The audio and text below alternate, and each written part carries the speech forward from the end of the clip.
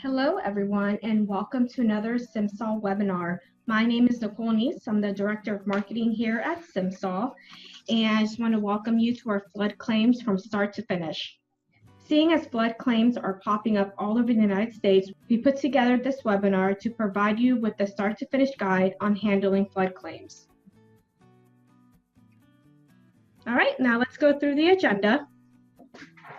First, we're going to be talking about preparing for a flood claim. Then we're going to talk about what to do when you receive the actual flood claim. Then we're going to talk about contacting the insurer, giving you tips on that, inspection tips, how to inspect the exterior, interior, and crawlspace, specialized flood knowledge, then going into preparing the estimate, and then also showing you flood forms. All right, now I'm going to be moving it over to Danny. Danny's going to go ahead and take over. Danny's been an adjuster for over 25 years. He's been with us since the beginning and knows this subject in and out. All right, let's get started. How you doing, Danny? I'm doing well, Nicole. All right, great. Hand it over to you. All right, thank you so much. Welcome, everybody. It's always a pleasure presenting these webinars, and this is a subject that I really love. Simsol loves flood, and it has all the latest and greatest features on it. We do have the latest flood forms available for you all, which I'm going to be going through that. But the big thing is preparing for a flood. The big thing is don't wait for a flood claim to happen. You want to prepare for before this comes up. And what this does is make sure your estimating software has the latest version and pricing. So that's real important. So if you use Simsol or use any other platform, make sure it's all up to date along with all the local pricing. That's paramount before you get out there and adjusting your claims. Check your credentials if applicable for the electronic claims assignment for adjusting firm. And what I mean by that is, certain platforms, we have services like, for example, the AOL account, You've Got Mail. Well, here you've got Simsol has a version of You Got Claims. So when you get that, make sure that your credentials, meaning your username and password, is all ready to go and set so that you have no problems when you get that email that's stating, hey, you got a claim, go pick it up. Okay, so check that out, and make sure that service is available. If your IA firm is using, in Simsol would be ClaimsWire. Another thing that you might want to do is check your camera for reliability, and that means probably getting a hold of some SD cards, make sure they all work, and make sure they're blank. And then you want to, it's a good practice every night after you've done adjusting, download those photos into your estimating platform and then erase the other ones, but make sure that you make a copy of them on your hard drive. Maybe a portable hard drive would be good too. Okay. That's really nice. Always back up your work every night. I can't stress that enough. And you probably have run into that situations many times before. All right, check your phone, including power cords and bring an extra one. Make sure that that's all working. Also, check your digital camera settings. Make sure that is very good. Some of these new cameras that have a 10 megabyte size limit, what I would do is try to take that all the way to the lowest setting. So for a 5x4 image, which most adjusting platforms use, they use a 5x4 on the pictures. That doesn't take very much. If you can set it to your lowest settings on your camera, and also usually another email, if they have an email option, check that for a camera setting. That would probably get you to a 640 by 480 or 800 by 680, something like that.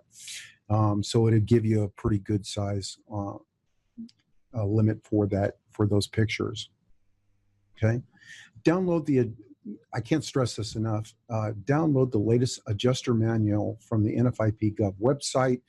That's going to be at, that'll be FEMA.gov, and that's where you can get all the latest flood forms.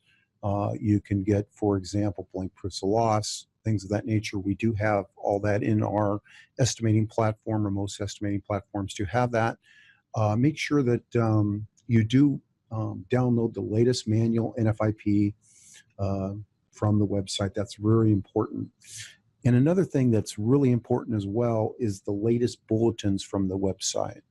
And what that does is it kind of keeps you up to date on what the procedures are for certain things. They'll come out and they'll say, maybe for that backer board that you had, let's say, for example, if you're dealing with a loss that has a brick fascia, and then how could you actually do the repair on that?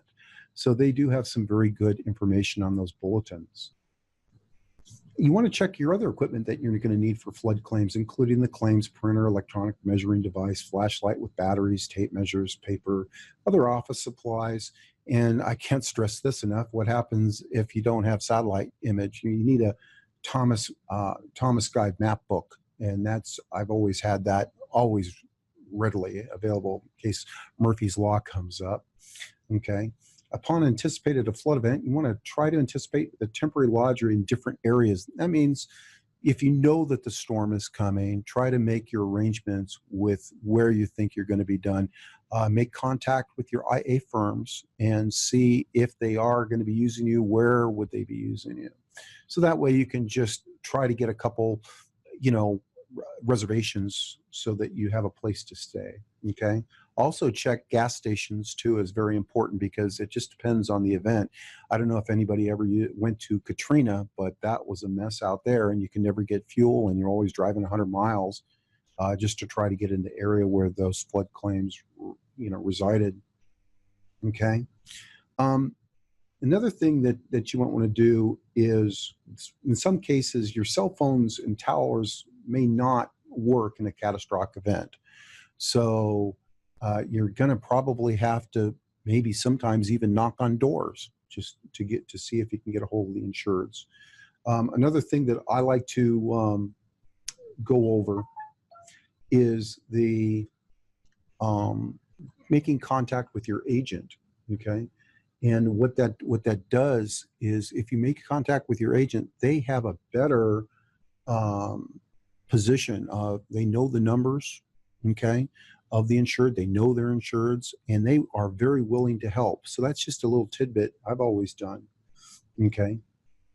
And the first contact with the insured is you want to make sure that you make contact within 24 hours, okay. And that sets the tone. Obtain the inspection date to see the loss, and then go over any of the specifics that would flooded, water heights and such with the insured, including the coverage limits. Ask if they ever filed a flood claim before, or if they ever knew a flood claim ever recorded on the house. Obtain the insured's email address for sending the flooding documentation. Okay, so you need to have that so you can send them, for example, the flood claim handbook and stuff. Let's move on. Provide, like I said before, the flood survey contents Excel spreadsheet. That's available within the Simsol system, as well as the handbook. And you can get the handbook from the FEMA Gov website or from the FRO office. And that's another thing that people don't know as being a flood adjusters. If the event is very large, they could go to their local FRO office. And what that is that's where you're going to find your GAs, and then you can get answers to your questions. Okay, so don't forget about that. Another thing that I like to probably do is explain the process, the inspection process, and what's expected from the insured, and what you need to do, and tell them what you're going to do as the adjuster for them. Okay, so you're going to prepare the estimate. You're going to answer all their questions. You're going to do it in as fast as possible for them and make them feel important. Another thing that an old adjuster that taught me how to do flood claims, always try to make the insured your friend, because that sets the tone right off the bat on the first contact. Also, ask for the survey of the property as it lays out to the exterior diagram with the dimensions of the risk. They can obtain that through the county's appraiser's office, but the insured might have that as well. That's going to give you the actual diagram of the risk with the exterior dimensions. So that might help you out there when you're verifying the exterior wall dimensions. So that's good. We move on. When traveling, always use a GPS device to find the property, but you know, they might go down. So just have that Thomas map book available. Okay. Have a step-by-step plan when you arrive to the lost property. And what I mean by that is you want to conduct your inspections always the same way when you go to a flood loss. Make sure you do it the same way every time. So you might want to start off with the exterior inspection first with the measurements and photographs. Inspection of the crawl space inspection could be possibility next if they have it. And the interior, and finally the interior inspection loss, and then a closing meeting with the insured. So that's to answer all their questions, make them feel like their claim is being taken care of by a professional, and any concerns they might have. Upon arrival, though, it's a good, what I do is take a picture of the address with the declaration page in the background and make sure it matches the property to the FNOL, which is the first notice of loss. It's an excellent idea to check the street of any indications of flooding. You know what I mean by that. So when you're coming into the home and you see a bunch of debris alongside ready to be thrown out, or you see the streets flooded, or you see the bunch of mud on the street or even on the lawns, that's a good indication that you have a flood. Okay, so make sure that you're aware of that and how long in the area that was in. So for example, if you start coming into an area and you see a bunch of flood, you know that area has been hard hit. Okay. You also want to check the neighbor's house for water lines too. So don't just concentrate your concentration on the insured's property, but also take a look at the neighbor's property and see how they're affected. Okay. You want to monitor the media as well, because that's your source of information. So if you just get into town, turn on the news, and then check and see where the hard hit areas are. Okay, so we're on the next slide here. So the most important duty of the flood adjuster is to determine if there's a general condition of flood. Is there? Okay, is there water lines of damage on the exterior walls? This gives an excellent representation to the flood damage. Okay, but also, like I said before, check other you want to check the water lines on all 4 areas. Okay. And make sure that you have a nice tape, 100-foot tape at least, so that you can take your dimensions, and also a bunch of tape measures around so that you can take your water heights. Okay. Look at the debris line. Okay, because some floods, floodwaters will be flooding in the area, but they will not hit the house, and you can notice that by the debris line. So if you see a bunch of leaves and debris that's on the front lawn, it might not hit the front house, but then you must check all the sides to see if there was a direct contact of water. Okay. So, and did the insured get flood? So the rule is, if you have a general condition of flooding, you've got water rising up, touching the actual physical risk. Okay, and that can be from the street, could be from the sides of your neighbors, or from the back. Okay.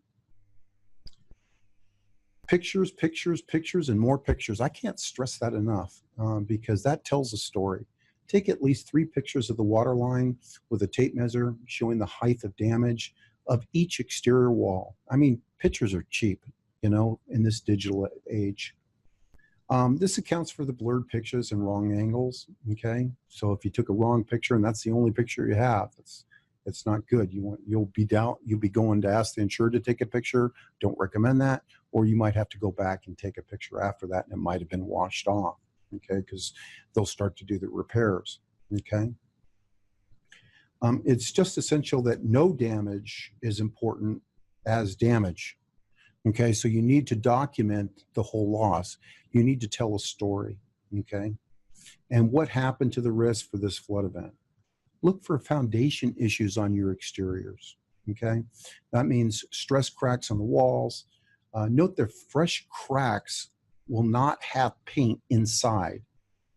A crack in pre-existing condition might be in place if you do see paint in those cracks. So just recap on the exteriors there.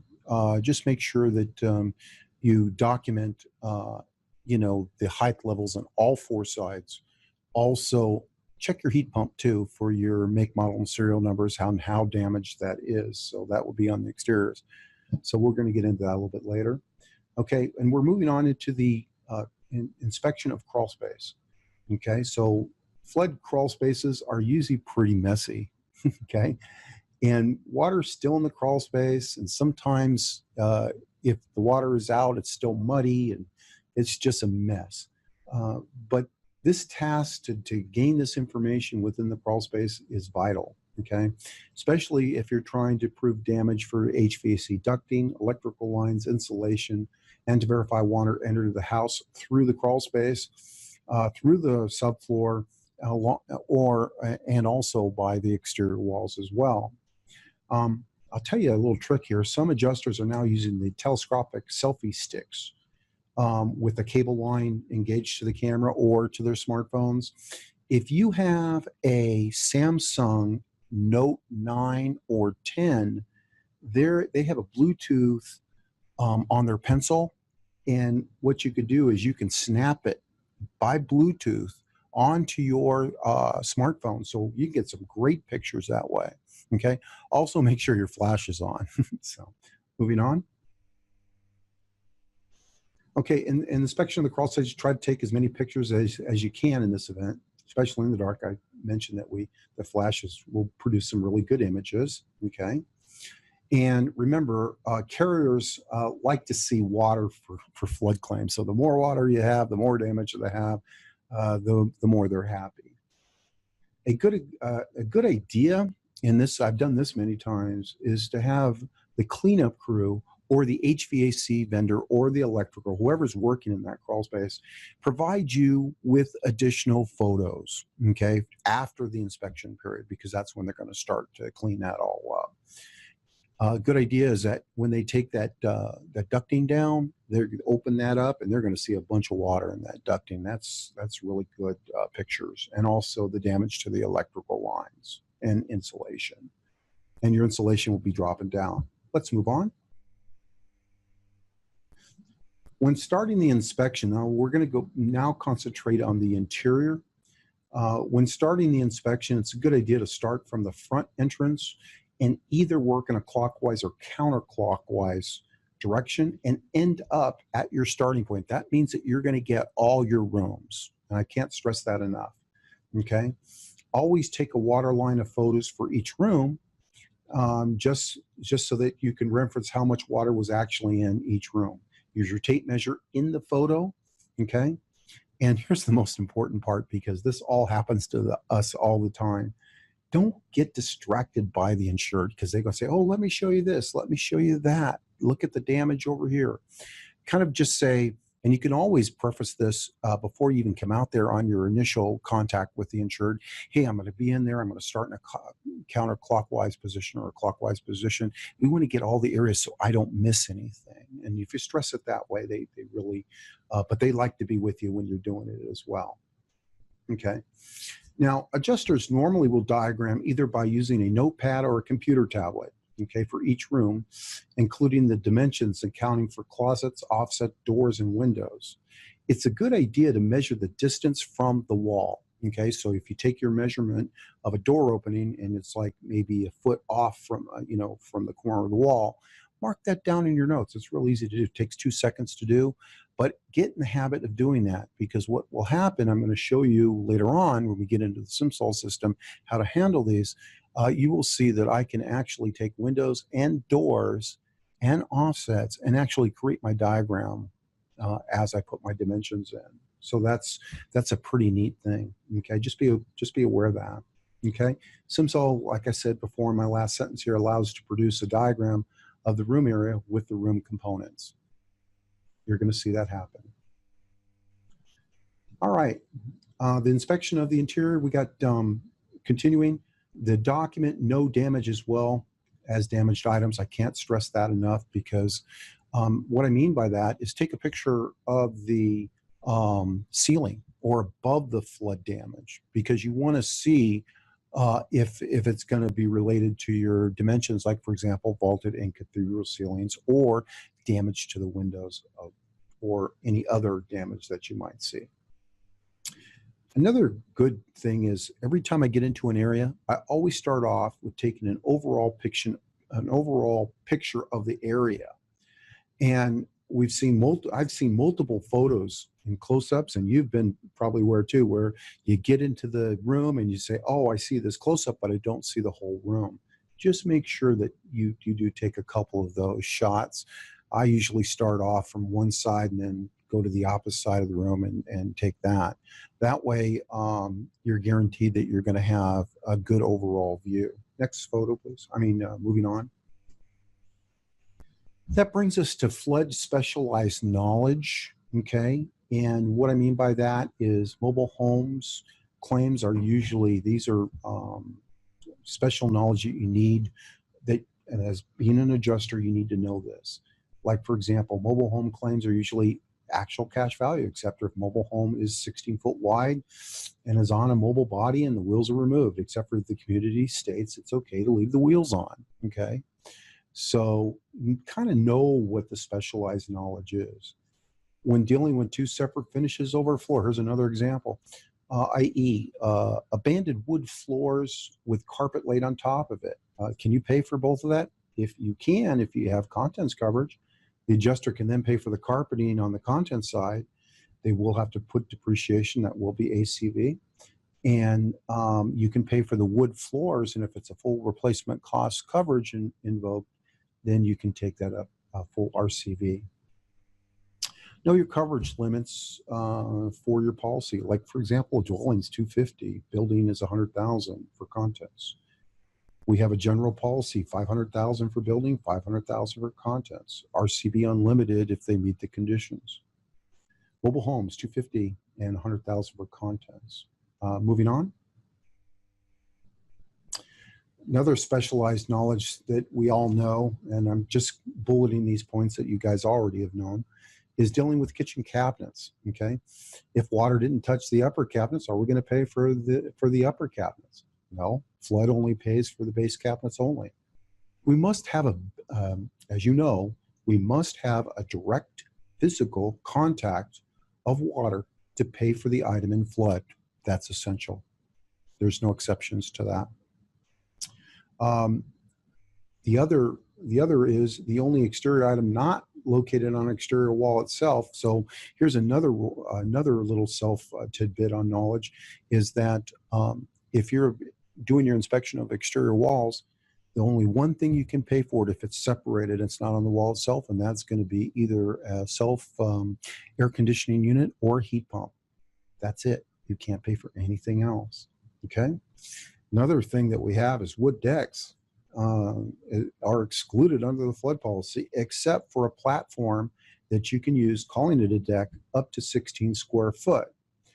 Stairs you can cover, and it leads to the egress to the ground from the building. So any egress, you can pay for stairs leading to a separate egress, as well as the platform of 16 square foot. Okay. Another specialized knowledge tip as being an adjuster is pollutants. Okay. If you got a single dwelling, can you pay for pollutants that, say, if it was $20,000? Well, yes, you can. You would have to get, an invoice and prove it, but pollutants are up to the policy limit. But if you're on a RC BAP, or you're on a general policy, okay, then you're only going to pay $10,000. There's some other terminology within flood: pre-firm, post-firm. What the heck is that? That is where it's dealing with elevated structures. It's done from the firm date, in relationship with the firm date, and to the construction date. So when did the community enter the flood program? Okay, December 31st, 1974. Any date after that is labeled a post-firm. Okay, and then you're going to have restrictions if it's an elevated structure. Anything on pre-firm, you can pay for the whole thing.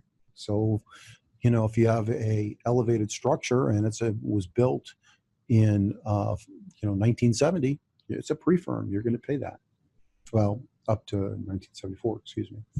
60s, you'll pay for that. 50s, you'll pay everything in that building. Next slide, please. All right, we're going to be preparing the estimate, and these are the bullets for that. What you need to do is you're going to download your FNOL, and I'm going to go into the Simsol system right now. So I'm going to come up here and share my screen.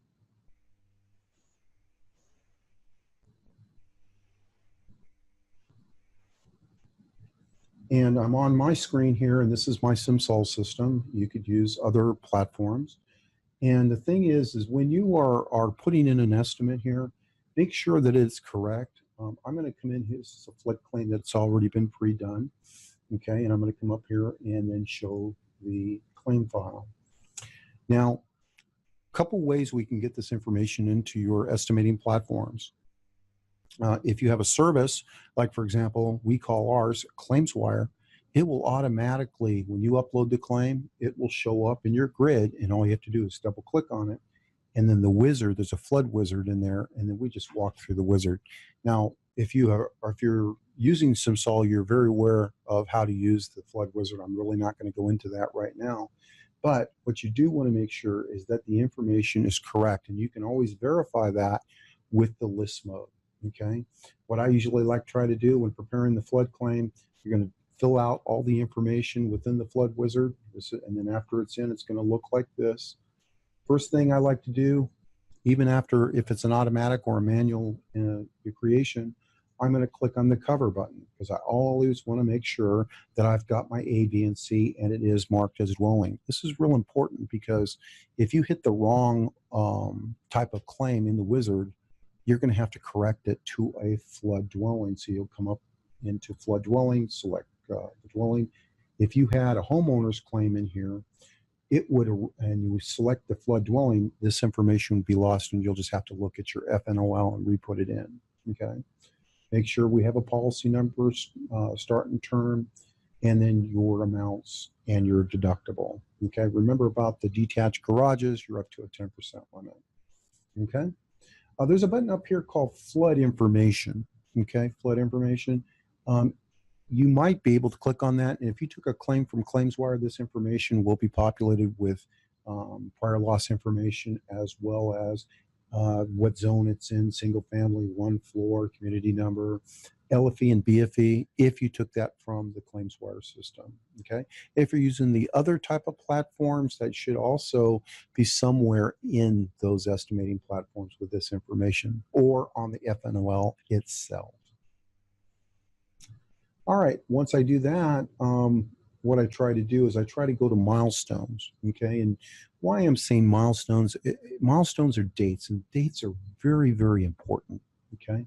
You want to make sure that these dates are completed. And the reason why is, if you are using our ClaimsWire system, it reports these dates back so that management can get it either through the IA form, or the carriers will have that information. Okay, and this also populates, these dates populate the various different flood forms, so it's important that those are in there. And you can also schedule your appointments here too as well, okay? Or you have a reinspection, you can set that up. So it's important that you be aware of the dates and get that in there. Always use the milestones to do so, okay? All right, so then once I pop that in there, I always like to come over here and the building estimate here, and I want to make sure that my coverage is tied to the estimate. I'm not going to spend a lot of time on this. Just make sure that if you're doing the dwelling, it's a building, make sure it's tied as such. Okay. I want to make sure that's preparing the estimate. I want to make sure your scope notes are really legible, but I would like to show you this. Okay. If we go into the scope of damage, take a look at these groups. These are covered under other videos, but I would like to show you that if you put your estimate in the group, as you can have interior repairs versus exterior repairs. If I have a roof, I can place that in there. Here I can add a vanity area and then actually drop this by placing it right on the interior. So watch what I did. See, I already have a group in there. And so then all I needed to do was take that vanity area and then apply it to my estimate here. Why did I do that? is because when I come up into print, I'm going to do a print preview real quick. So I'm going to take my building estimate, okay?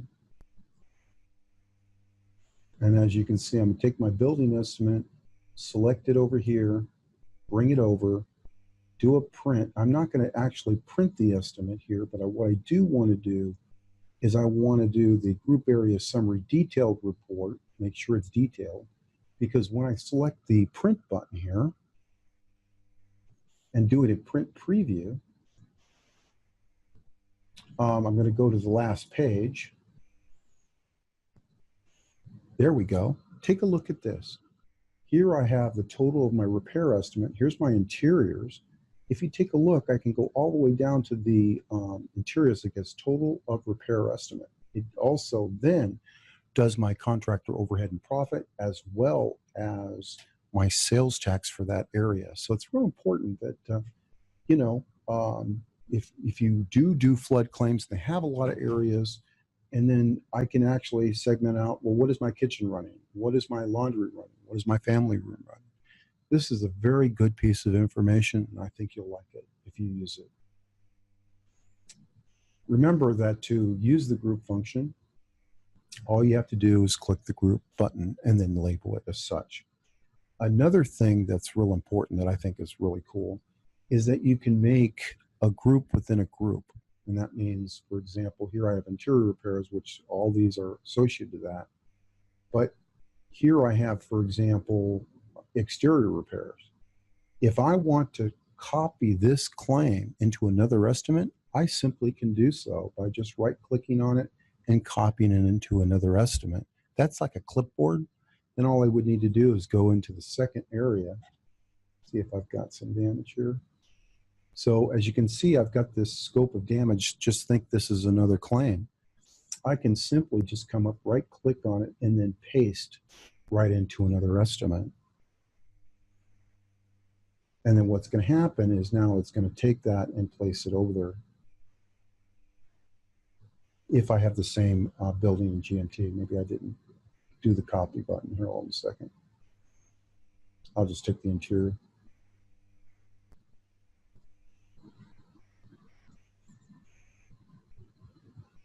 Okay, so now if I come over here to my scope of damage, right-click and paste, and what this is doing and pasting all those interior repairs, just think if this was another estimate. So I do have that ability. It's asking me, do I want to use the pricing? I'll say yes. And that will keep it consistent. When talking about pricing, I want to go over that next, is that what I find to be, and what Craftsman backs up to this as well in their documentation, is that when you're in a catastrophic event, okay, and if you've got a CAT number, what you can do is you can increase your pricing from actually up to 50%. So I usually, when I go into a flood claim is in a catastrophic event, I'll start to raise it like 15%. And then as I go through the storm, if prices change again, then I can do so. And to do that, it's real easy to do. All you need to do is click location.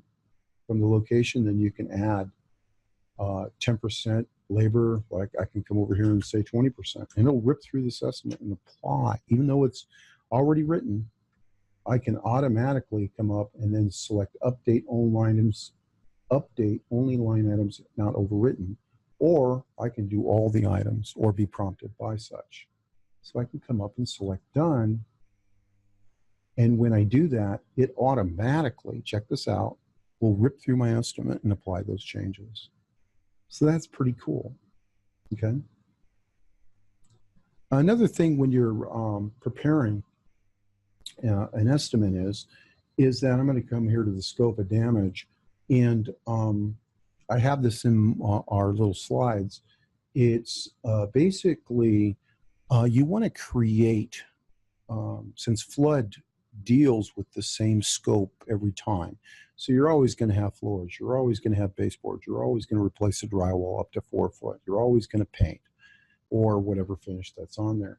You can actually make a macro up, and I'm not really going to go into macros too much. I'm just going to show you how to make it real quick. But you can download how to make macros from our website or the Simsol YouTube videos. So try to take advantage of all those videos that we have on our system, and you can see how to do it. So for this example, I'm going to come into the kitchen. And as you can see, I'm going to go to list mode, and then this could be my kitchen macro. So it's going to have everything from the mill-to-side, regrouting of the tile floor and all this. So basically, and the electrical and possibly the slider and the appliances. So what you could do here is you can make that macro and make a kitchen macro. And I suggest that you would make these macros prior to actually going to the storm side. So I just come up here to the flood loss cleanup all the way to the last item, which is replace refrigerator, and hold my shift key down. And then that way I can just come up and then select macro, record macro, and say typical kitchen. And you might want to do this for kitchens, living rooms, bedrooms, as well as bathrooms. So if you get those macros in, it really makes it nice. So that way, all you have to do is load the macro up and then substitute what's needed for that area. That will make your chores for scoping a breeze of creating the estimate. Okay, so as you can see, make sure your depreciation table's in, and it's kind of nice. Okay, so you might want to do a macro for the kitchen, one for the living room, and another for your bedrooms. And don't forget about your bathrooms. Okay, so that's a little tip that you can do that will speed up your estimating needs and creating. So another thing that I'd like to talk real quick on doing a flood is remember that Simsol has a little audit function. Don't forget about that, because what it's going to do is going to check for stupid stuff that you might have omitted. Like, for example, let's say you had a 0 in a certain line item, or it will probably aware that. Or you have 0 quantities. Check this out. I have 0 quantities for removed carpeting, so there's an error. I need to fix that. Okay. There's a closet width of opening in the 0. Well, it's not a closet if you have 0 width of opening, so you need to correct that. Okay. 0 depreciation on items. And then I like to look at these items that are over $2,500, because that way you can say, hey, wait a minute, why is this so expensive? You might have added a 0 or something, or in the quantity or the price, an extra 0. So that makes a big impact. Okay. So when we do that, I would like to tell you that flood has a couple exclusions, and what Simsol has done, when you create the claim, it's going to ask you, would you like to take it for the flood claim for the exclude trades, overhead, and profit? Say yes, because what that'll do is it'll load these various different trades excluded, especially carpeting and appliances is the big one. Okay.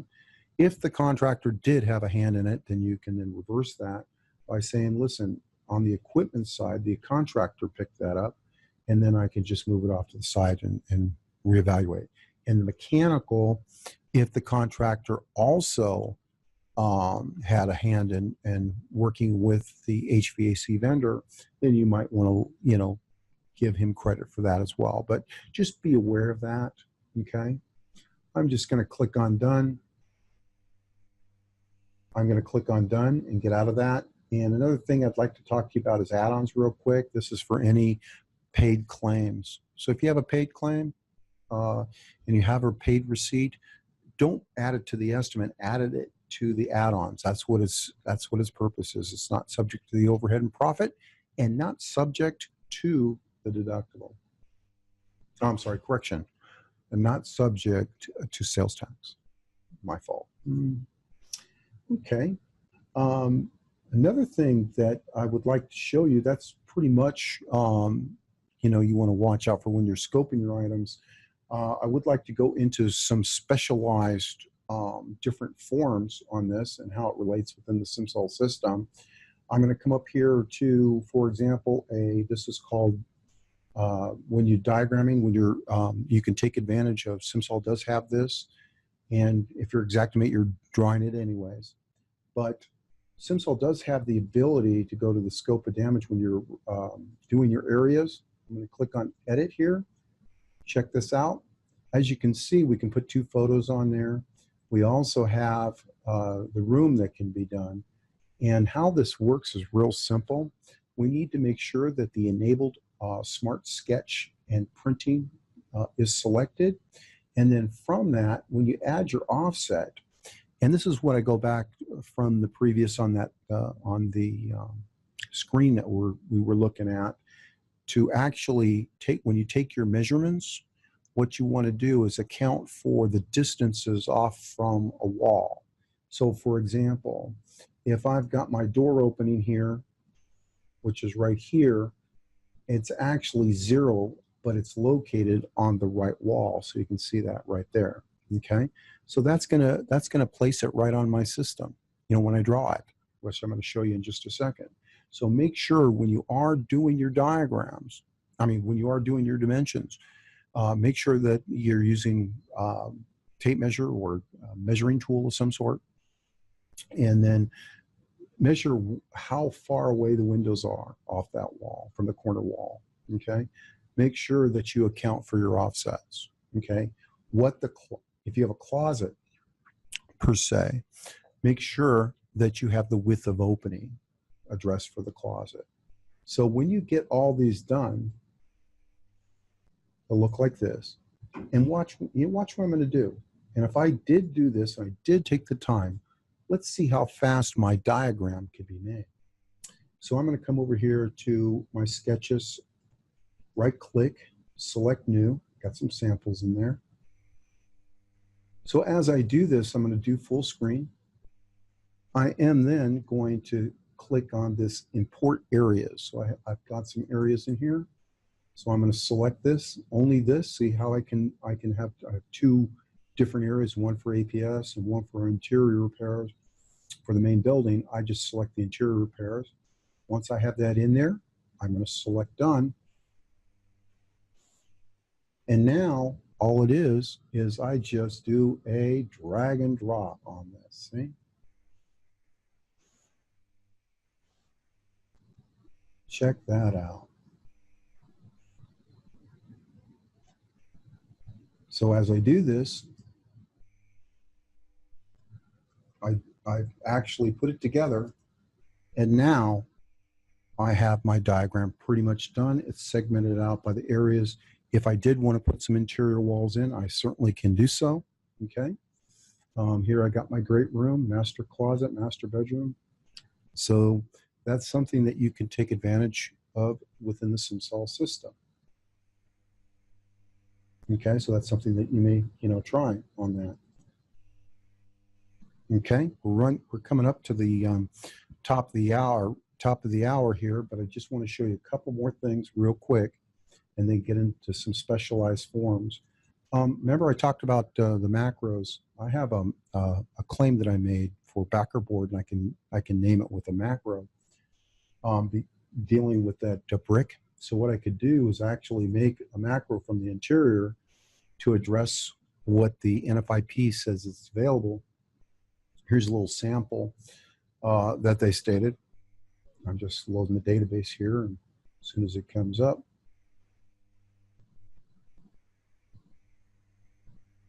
there we go. So here I would have remove drywall and bag, remove wall insulation, remove 12 OSB. I can put in the strand board with exterior sheathing, replace the dimensional lumber, add for extra labor. So for example, you can make a macro out of that, and then you can address for any of that backer board option that is in one of those bulletins. So check that bulletin out. All right, I'm moving on here. What we're doing here is now I'm coming up into a TI claim, and I'd like to go over that real quick. A TI claim is tenant improvements, okay? So here's a little trick that I have documentation for you on this.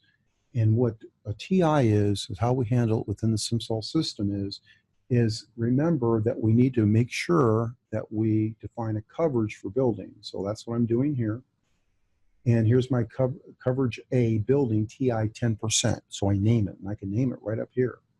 Put in the limit. So if it's going to be the limit of your contents. So if you had 100,000, it'd be 10,000. So I can put 10,000 of TI on a tenant improvement type of claim. Okay. So there's my contents, 100,000. 10% of that is 10,000. So as I do that, I will then come up and then actually do an estimate with that. So on the building side here, if I come over here to the building estimate information, I tie that 10% of contents to the claim, so it'll go in the form, okay? So then I just write the estimate. So whatever the estimate is, there it is. So basically my appliances, something in the kitchen,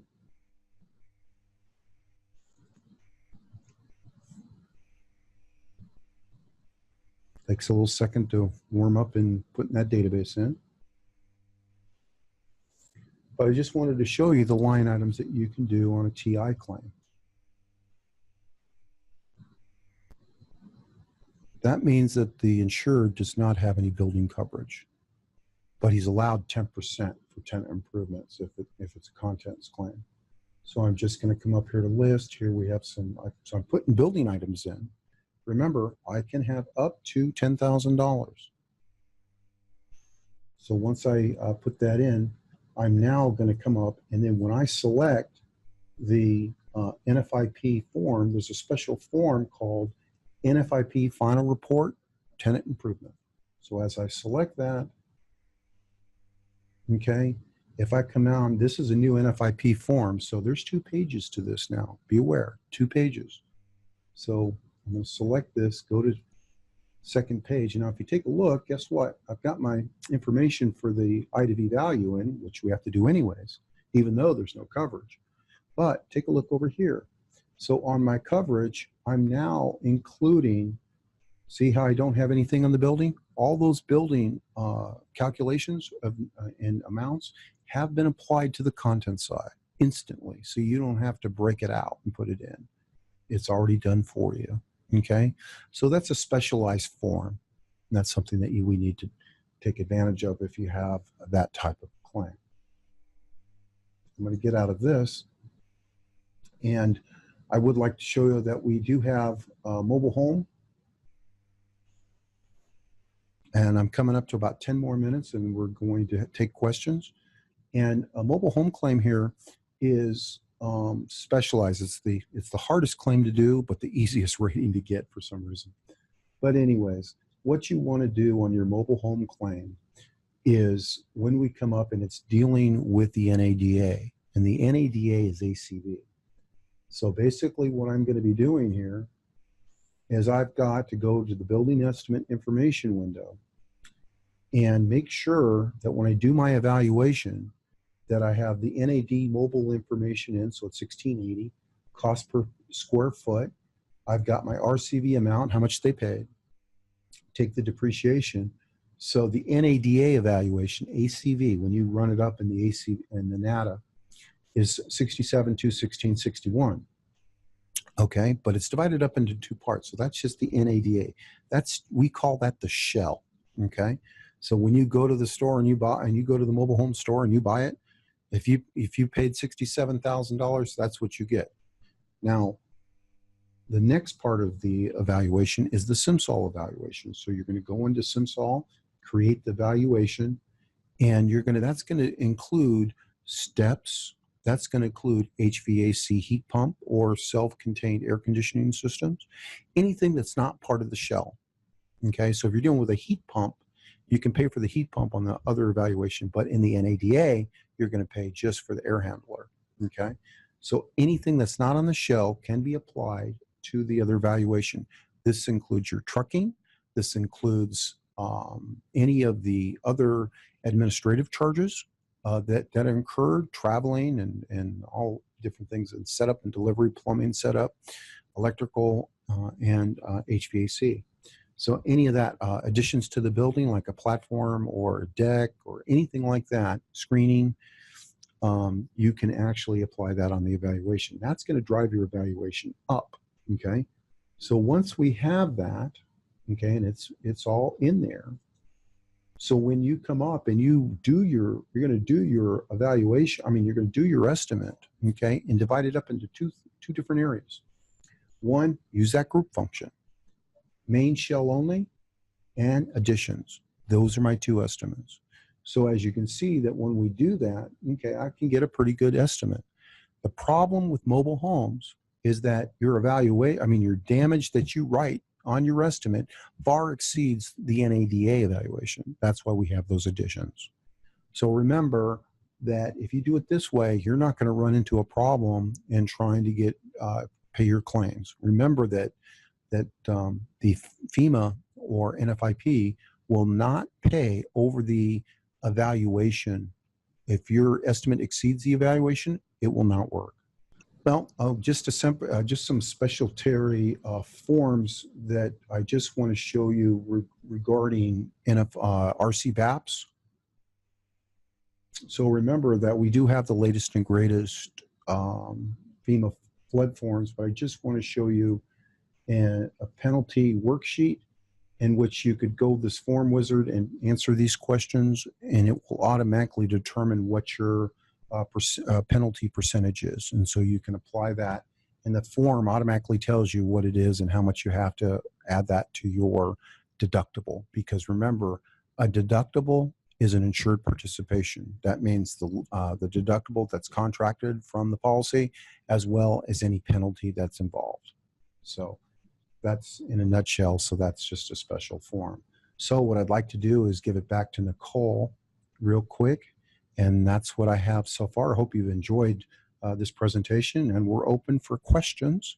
So what I'm going to do here is she's going to take a new share. I'm going to stop share, and she's going to take control. All right, and you may need to go back there depending on the question. So the first question is, does the latest manual take in all the prior bulletins? Supposedly yes, but remember that when they wrote that manual, there could be some additional bulletins. So you're going to have to check the bulletin date and the actual manual date when it was actually distributed to the public. And do you use a negative number in the basement if the water does not reach the subfloor? Yes, with the old form that we had in Simsol, we did have a section for flood height for the basement, and that means you really didn't need to put a negative number in. But now with the new flood form, you do need to put that negative number because they have eliminated the height of the basement column. And then in the second dwelling estimate, do you do a second dwelling estimate for just a detached garage? That's part of the APS, Appurtenant Private Structures. And so there's two different estimates within the Simsol system for the building portion. One is going to be for the building, and the other one is going to be for any detached garage, which is known as Appurtenant Private Structures. And that's subject to a 10% limit on detached garages. It's only detached garages, guys, only. All right. That concludes his 4 questions. We're just going to leave it open for another 30 seconds or so in case you do have any questions or are typing it in right now. Just let us know. Well, anything flood related, we definitely want to be able to address that to you.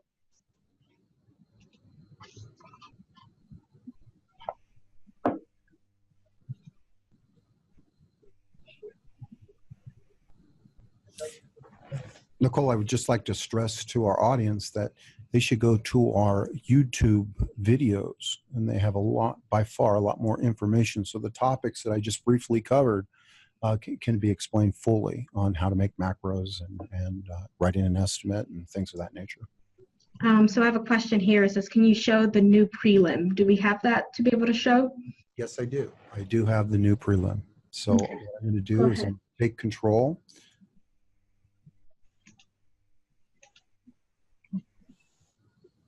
Okay, so when I do come up in here to the prelim here, I want to show you that, see how it has 1 and 1? That's the old prelim. That's the old prelim. If I want to make a new prelim, I come up here, right click, click new, and you have to, these are the new forms. So you need to make sure that, are you doing a WIO or you're doing a direct or a private flood form? You need to determine that. So as I come up into the DSA, that is the direct side, I come up into a preliminary report. It'll automatically bring it up.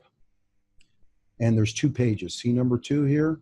So all this, when you go into the form wizard, will automatically flow and fill out everything.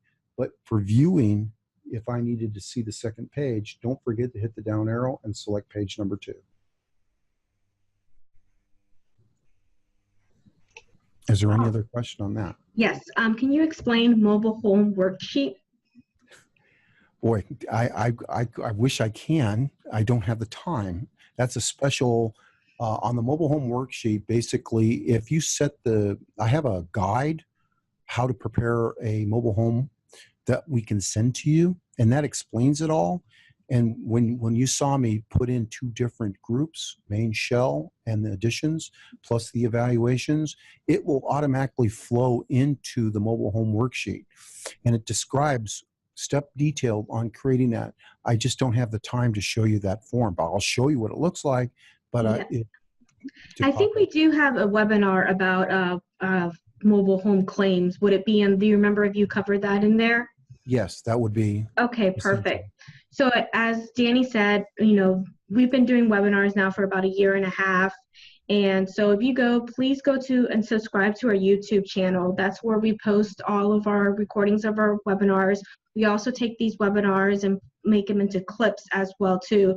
So very likely that information will be on there. And so I know that we did one specifically for mobile home claims. All right. Are you going to go ahead and show him? Okay.